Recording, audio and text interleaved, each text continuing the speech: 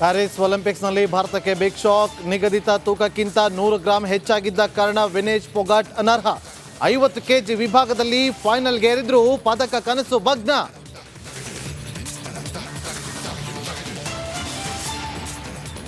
PT Usha ಜೊತೆ ಪ್ರಧಾನಿ ಮೋದಿ ಮಾತುಕತೆ. ಮತ್ಯಾವುದಾದ್ರೂ ಅವಕಾಶ ಇದೆಯಾ ಎಂದು ಮೋದಿ ಚರ್ಚೆ. ಕೆಲವೇ ಕ್ಷಣಗಳಲ್ಲಿ ಕ್ರೀಡಾ ಸಚಿವರಿಂದ ಸುದ್ದಿಗೋಷ್ಠಿ.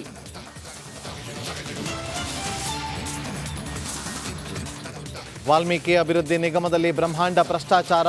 ಆರೋಪಿಗಳಾಗಿದ್ದ union bank big relief. Bank ಸಿಬ್ಬಂದಿ ವಿರುದ್ಧದ ತನಿಖೆ ರದ್ದುಗೊಳಿಸಿದ ಹೈಕೋರ್ಟ್.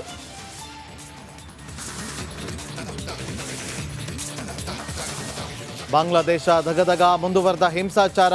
ಅವಾಮಿ ಲೀಗ್ ಪಕ್ಷದ 24 ನಾಯಕರ ಸಜೀವ ದಹನ. ಹಿಂದೂ ಕಲಾವಿದನ ಮನೆ ಸುಟ್ಟ ದುಷ್ಕರ್ಮಿಗಳು.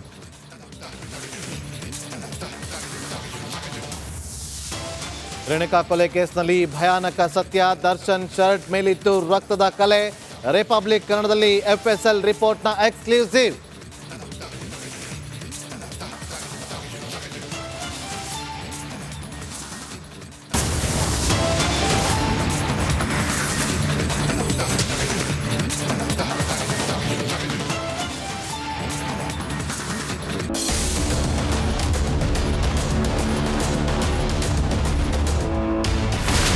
ಇಲ್ಲಿರುವಂತ ಈ ಒಂದು ಗುಡ್ಡ ಕುಸಿದ ಪರಿಣಾಮ ಯಾವ ರೀತಿಯಾಗಿತ್ತು ಅಂತಂದ್ರೆ, ಗಂಗಾವಳಿ ನದಿ ಪಕ್ಕದಲ್ಲಿರುವಂತಹ ಉಳುವರ್ ಎನ್ನುವ ಗ್ರಾಮ ಸಂಪೂರ್ಣವಾಗಿ ಇವತ್ತು ನಾಶ ಆಗಿದೆ.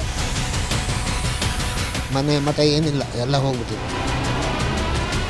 ಇವತ್ತು ರಿಪಬ್ಲಿಕ್ ಕನ್ನಡ ಮಾಡಿದಂತ ಒಂದು ವರದಿಯಿಂದಾಗಿ ಎಚ್ಚೆತ್ತುಕೊಳ್ಳುವಂತ ಕೆಲಸ ಸರ್ಕಾರ ಮಾಡಿದೆ, ಸಚಿವರು ಕೂಡ ಮಾಡಿದ್ದಾರೆ. 2 ಗಂಟೆಗೆ ಸುದ್ದಿ ಮೂಡಿಸಿದ್ದು 6 ಗಂಟೆಗೆ ಎಲ್ಲ ಸಚಿವರು ಮಿನಿಸ್ಟರ್ ಎಲ್ಲ ಬಂದು ಇಲ್ಲಿ ನೋಡೋಗಿದ್ದಾರೆ. ಎಲ್ಲಾ ಜನರಿಗೂ 1,20,000 ಮತ್ತೆ ಅವರಿಗೆ ಮನೆಗೆ 5 ಲಕ್ಷ. ಈ ಸುದ್ದಿಯನ್ನ ಎಲ್ಲ ಒಂದು ಅಧಿಕಾರಿಗಳಿಗೆ ಮೂಡಿಸಿದ್ದಕ್ಕಾಗಿ ರಿಪಬ್ಲಿಕ್ ಕನ್ನಡ ಟಿವಿಗೆ ಧನ್ಯವಾದ ಹೇಳಿ ಇಷ್ಟಪಡ್ತೇವೆ. ಮನೆನೂ ಕೊಡ್ತೇವೆ, ಮಕ್ಕಳ ಶಿಕ್ಷಣಕ್ಕೆ ತೊಂದರೆ ಆಗದೆ ಇದ್ದಂಗೆ ಹೆಲ್ಪ್ ಮಾಡ್ತೇವೆ. 1,20,000 ಮನೆ ಯಾರ್ದ್ರ ಡ್ಯಾಮೇಜ್ ಆಗಿದೆ ಅದನ್ನ ಕೊಡ್ತೀವಿ ಅಂತ ಒಪ್ಕೊಂಡಿದ್ದಾರೆ. ನಮ್ಮ ಕಷ್ಟಕ್ಕೆ ನೀವು ರಿಪಬ್ಲಿಕ್ ಕನ್ನಡದವರಾದಂತ ನೀವು ನೆರವಾಗಿರುತ್ತೆ ನಾವು ನಂಬಿದ್ದೇವೆ.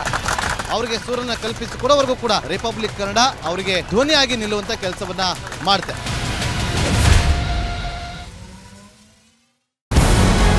ನಮಸ್ಕಾರ, ಕರ್ನಾಟಕ ಪ್ರೈಮ್ ಟೈಮ್ಗೆ ಸ್ವಾಗತ. ನಾನು ಜಯಪ್ರಕಾಶ್ ಶೆಟ್ಟಿ.